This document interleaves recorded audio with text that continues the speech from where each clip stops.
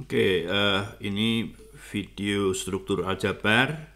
Kita mulai dengan bilangan bulat ya. Bilangan bulat ini banyak merupakan contoh dari grup. Nah, jadi N itu adalah himpunan bilangan asli. Ya, kita mulai dengan 1, 2, 3 dan seterusnya. Kadang-kadang ada juga yang seperti ini. Ya, memasukkan angka 0, tidak masalah ya. Kemudian juga nanti ada himpunan bilangan bulat. Himpunan bilangan bulat yaitu N masuk 0 masuk minus N. Nah, minus N itu apa? Yaitu semua min N, N-nya masuk di bilangan asli ya. Jadi mulai min 3, min 2, min 1, 0, 1, 2, 3 dan seterusnya. Nah, hal dasar pada bilangan asli ya, yaitu prinsip terurut rapi atau well ordering principle yang mengatakan adalah begini, kalau A itu subset N dan A-nya tidak kosong, maka A mempunyai unsur terkecil. Nah, ini kita pandang sebagai satu dasar yang tidak akan kita buktikan di sini. Ya. Nah, kita akan menggunakan prinsip tersebut untuk membuktikan hal dasar lain, yaitu algoritma pembagian dari Euclid ya, dari Euclid. Nah, bunyinya adalah jika Mn itu bilangan bulat, tetapi N-nya diminta positif, maka akan ada Q juga bilangan bulat, demikian sehingga dan R ya, tetapi R-nya itu akan positif, boleh 0, tetapi lebih kecil dari R, sehingga M itu Q N plus R ya. Jadi seperti kita ketahui, ini yang dibagi,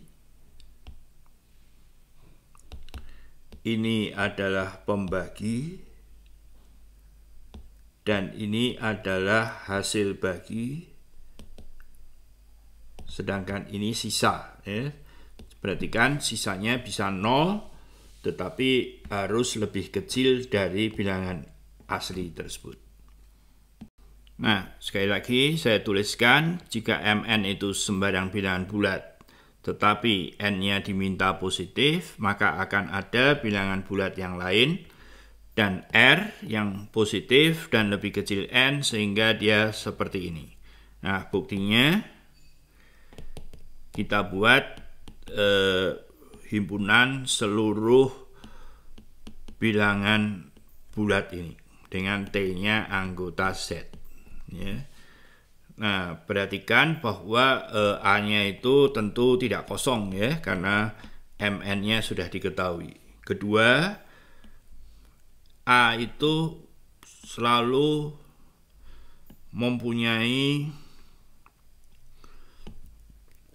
unsur positif.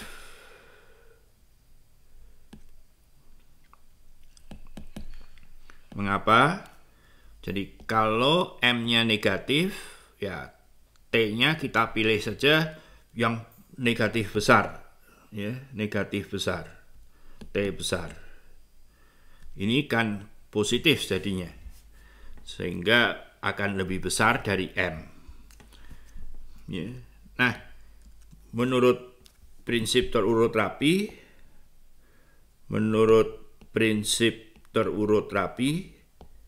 maka A itu mempunyai unsur positif terkecil ya. Terkecil. Sebab kita akan bicaranya di N. Prinsip terurut rapi itu. Jadi ada R yang merupakan unsur terkecil.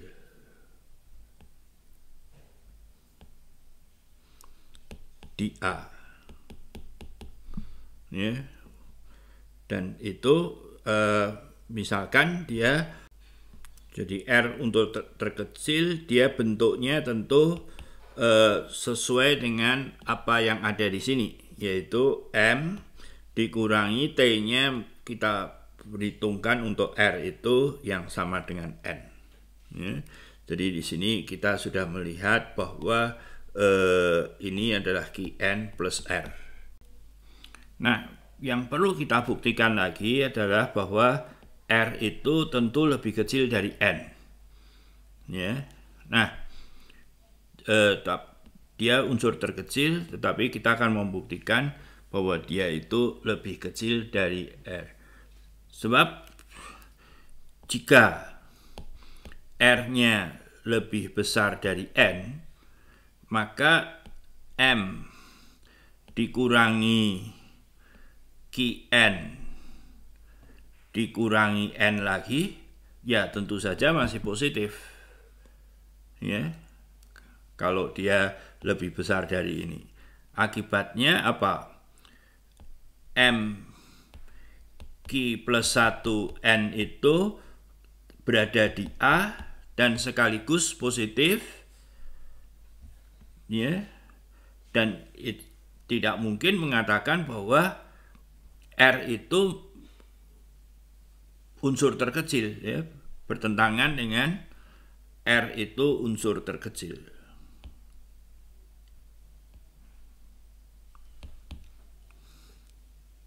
Jadi sudah terbukti bahwa algoritma pembagian itu dapat dilakukan. Contoh, kalau M-nya 17, N-nya 5, maka kita lihat bahwa ini 17 kali 3 ya, kali 5 plus 2. Kalau M-nya min 17 ya, tentu saja tidak bisa sekedar begini. Ya, tidak bisa sekedar begini karena ini bukan bilangan positif. Jadi kalau min 17 itu adalah min 4, 5 ya. 20 ini harus ditambah dengan 3. Ya, jadi ada perbedaan bahwa kalau bilangan positif dan ini bilangan negatif ya, mungkin menulisnya lebih baik saya begini. Plus 3 gitu. Oke. Nah, hal yang lain itu adalah masalah pembagian ya. Jadi definisi masalah pembagian, jika N tidak 0, bilangan N disebut membagi M. Jika ada C positif, demikian sehingga M itu sama dengan Cn. Ya. Jadi dalam hal tadi, kalau saya punya M dan N-nya yang tadi positif ya, tidak masalah, Cn plus R, maka R-nya itu haruslah 0 ya. Jadi sisanya harus 0, maka itu yang disebut membagi. Nah, sifat dasar satu membagi M untuk setiap M bilangan bulat ya. Jadi ini kita akan menulis secara ringkas, menulisnya begini aja. 1 membagi M. Kemudian kalau N-nya itu tidak 0, maka N itu akan membagi 0. Ya, karena apa? 0 itu adalah 0 kali N. Ini C-nya. Gitu. Nomor 3, jika N membagi M dan M-nya membagi katakanlah U, tentu saja N itu akan membagi U. Ya. Jadi buktinya saya kira langsung saja. Karena ini maka M itu adalah C1N. Karena ini U itu adalah C2M. Jadi kalau begitu U itu C1 kali C2N. Nah, jadi sudah terbukti. Nomor 4. Jika N membagi M dan N juga membagi U, maka N itu juga akan membagi jumlahnya, tetapi lebih dari itu juga akan membagi SM plus TU dengan ST-nya itu bilangan bulat, ya. Dan ini nanti yang kita sebut sebagai bentuk kombinasi linear. Gitu. Oke. Nomor 5. Jika M membagi N dan N membagi M, maka tentulah M itu plus minus N. Ya, jadi dia hanya positif gitu saja. Misalkan AB anggota Z dan A tidak 0, B 0. Kemudian kita menyebut apa? Greatest common divisor, pembagi bersama terbesar, atau greatest common divisor dari AB, dari A dan B adalah bilangan bulat C, ya, sehingga satu C-nya itu harus positif. Kedua, C-nya tentu harus membagi A dan C-nya harus membagi B, ya, pembagi bersama. Ya. Nah, terbesarnya adalah jika ada yang lain. Jika D membagi A dan juga D itu membagi B, maka D itu akan membagi C. Nah, ini yang mengatakan terbesarnya. Ya, ini yang mengatakan terbesar. Ini yang mengatakan pembagi bersamanya. Ya. Nah, sampai di sini baru mengatakan bahwa kalau saya punya 2, ini yang disebut sebagai pembagi bersama. Tetapi belum mengatakan apakah selalu ada. Nah, sifatnya, jika AB itu bilangan bulat, tentu saja dua-duanya tidak 0 untuk kita berbicara mengenai pembagi bersama terbesar. Dari AB, itu ternyata adalah ada dan tunggal, ya. Jadi hanya ada 1, tidak mungkin ada 2. Lebih lanjut, akan ada bilangan S0 dan T0, demikian sehingga PBT, ya, PBT itu adalah pembagi bersama terbesar dari AB, itu bisa ditulis sebagai sama dengan S0 dari A plus T0B, ya, jadi 2 buah bilangan. Nah, mungkin sebelum dilanjutkan, saya berikan contoh terlebih dahulu. Jadi misalkan 24 dan 9, ya. Ya, kalau kita tahu di SD, dari SD, maka PBT dari ini adalah 3, ya.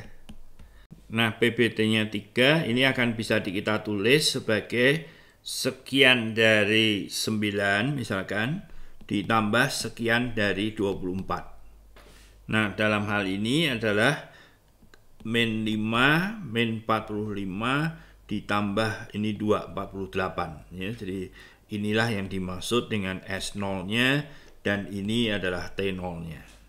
Nah, sekarang kita akan membuktikan teorema tadi. Kuncinya seperti tadi, yaitu A koleksi dari semua S A plus TB ya, dengan ST-nya bilangan bulat. Nah, tentu kita bisa mencari kalau AB-nya itu positif, ya kita cari saja ST yang positif ya. Jadi A itu memuat unsur positif. Ya, kalau AB-nya negatif ya S-nya dan T-nya negatif. Nah, jadi seperti kalau bisa kita pandang sebagai subhimpunan dari bilangan asli. Oleh karena itu akan ada unsur terkecil ya. Misalkan C itu adalah unsur terkecilnya. Terkecil positif ya. Positif. Nah, dia karena dia berada di A, dia bentuknya itu adalah S0 A plus T0B gitu.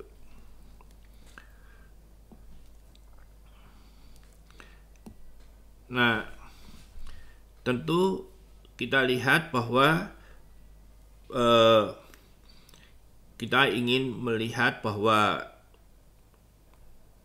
kalau D itu membagi A dan D-nya membagi B, tentu saja D itu akan membagi S0A plus T0B.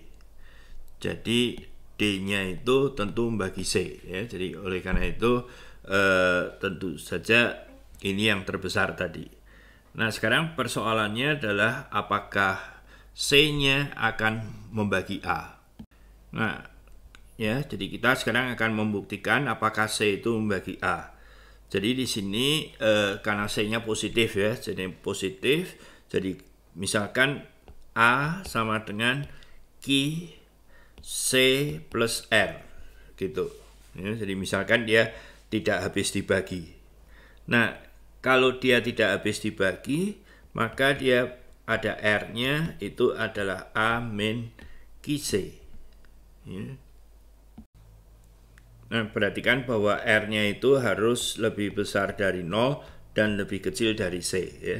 Jadi kalau kita lihat di sini, maka A-nya min Q ini kan kita ganti dengan S0A plus T0B. Jadi kita bisa tulis sebagai sekian A ditambah sekian B. Kalau begitu, R itu masuk di A juga. Tapi R-nya positif, tapi lebih kecil dari C ya. Jadi ini tidak mungkin. Yang mungkin haruslah R-nya sama dengan 0. Jadi dengan demikian C itu akan membagi A. Nah, dengan cara yang sama C itu membagi B ya.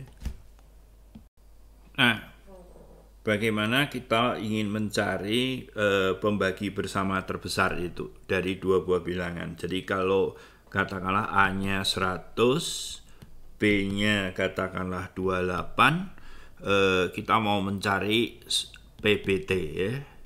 PBT dari AB atau biasa juga GCD gitu ya, Greatest Common Divisor dari AB. Nah, caranya kita gunakan tadi itu. Jadi 100 itu kan 28 kali 3 ya. Itu 16. Nah, sekarang kemudian 28 16 1 12 16 12 plus 1, 4. 12, 3, 4. Nah, ini udah selesai. Nah, inilah C-nya. Maaf, ini adalah PBT-nya. Atau C tadi itu. C di dalam teorema tadi ya. Nah, mengapa? C itu tentu membagi ini dan membagi ini.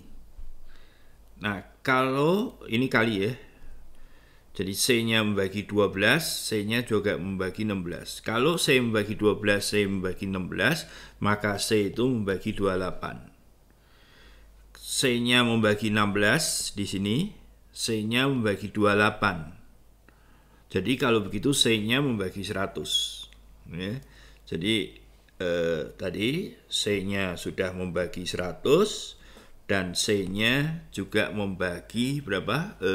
28. Jadi GCD atau PBT-nya 4. Ya. Nah, bagaimana sekarang menulis 4 itu sebagai sekian dari 100 ditambah sekian dari 28. Nah, caranya ya tentu kita mulai dari sini. 4, 16 dikurangi 1 kali 12.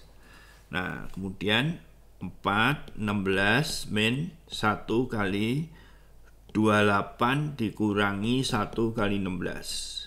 Hasilnya adalah ini min jadi 2 ya. 2 kali 16 dikurangi 28. Nah, kemudian 16-nya diganti dengan 2 kali 100 kurung min 3 kali 28 dikurangi 28. Saya lanjutkan di sini. 2 kali 100 min 6 min 7 ya. Min 7 kali 28. Jadi di sini angkanya adalah 2 dan ini min 7 gitu. Oke.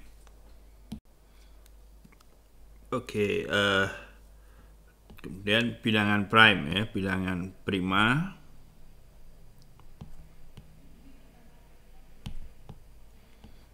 P disebut bilangan prima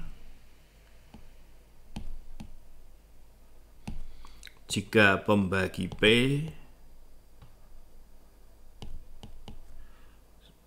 yaitu hanya plus minus 1 dan plus minus P saja.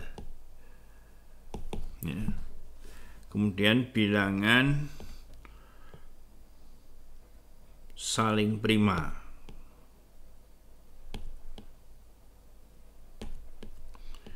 Bilangan A dan B disebut saling prima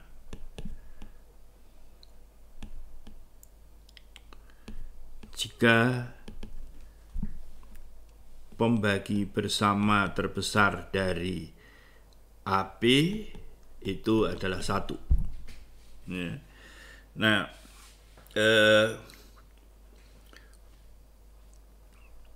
tentu dengan mudah bisa dilihat sifat bahwa bilangan A dan B saling prima jika dan jika 1 itu dapat ditulis sebagai kombinasi linier dari A plus TB untuk suatu TB ya. Untuk suatu S dan T ya, tertentu. Bukti dari ini mudah dari yang lalu ya. Nah, jadi saling prima itu sebagai contoh berapa? 8 dengan 3 ya. Ini kan PBT-nya 1 ya. Tidak perlu 8-nya prima. Ya.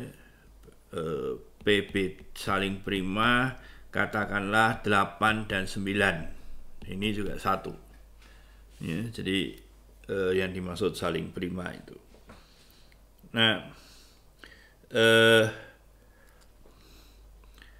saya kira beberapa sifat bisa kita lakukan seperti ini ya. Jadi teorema sifat jika PBT dari A, B itu 1 dan A-nya membagi BC, tentulah A-nya itu membagi C ya. Jadi kalau diketahui bahwa A itu membagi BC tetapi A itu tidak membagi B, ya tentulah dia yang membagi C-nya. Nah, buktinya jadi karena PBT dari A, B itu 1, maka 1 itu bisa kita tulis sebagai S0A plus T0B. Ya. Kemudian kita kalikan saja dengan C. C-nya itu bukan PBT yang tadi ya, tapi bilangan sembarang. S0AC plus T0BC. Nah, sekarang kita lihat bahwa A itu membagi ini karena ada A-nya. A itu juga membagi ini karena diketahui ya. Jadi kalau begitu A itu membagi secara keseluruhan. Dengan demikian A membagi C. Jadi bukti sudah selesai. Nah, sifat berikutnya, jika P bilangan prima dan P itu membagi hasil kali ini, maka P itu pasti akan membagi salah satu dari AI-nya. Ya, jadi selalu akan memuat suatu bilangan prima. Nah, buktinya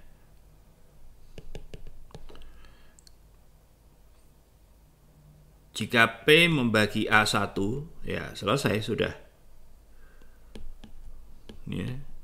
Sekarang kalau P tidak membagi A1, berarti PBT dari P dan A1 itu berapa?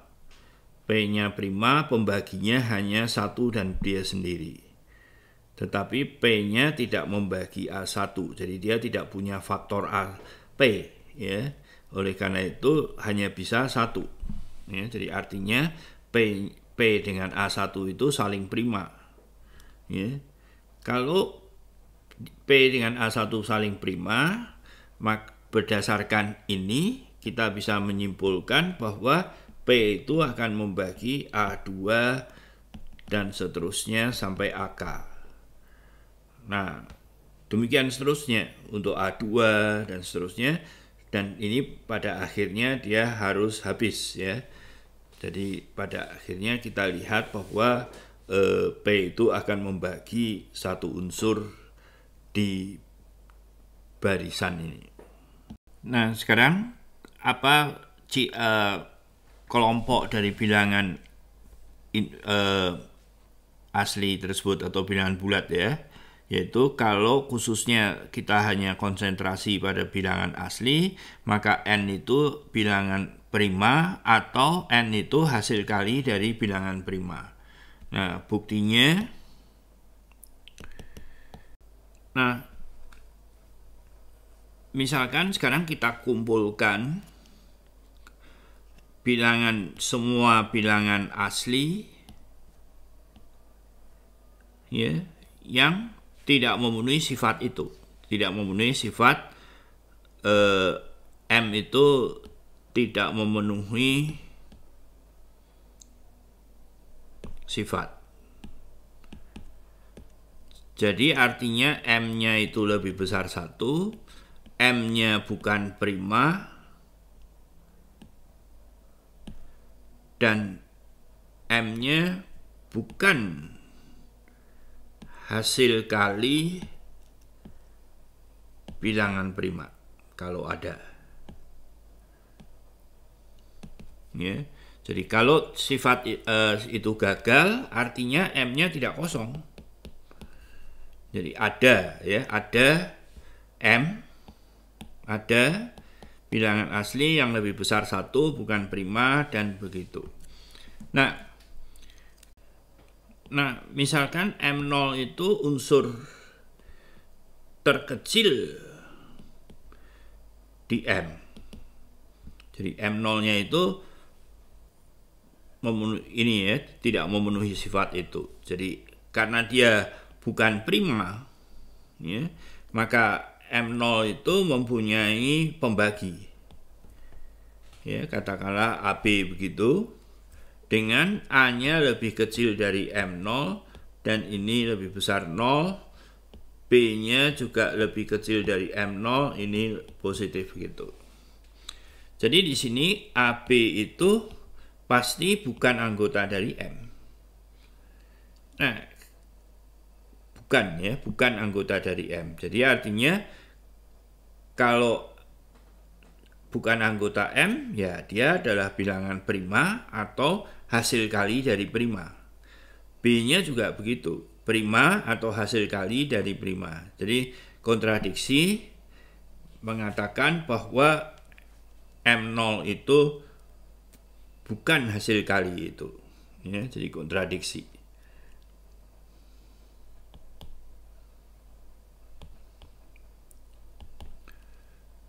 Nah, ada satu teorema saya kira tidak terlalu penting, tidak saya bahas di sini, tapi ada di buku. Silakan dipelajari dan kerjakan soal-soalnya.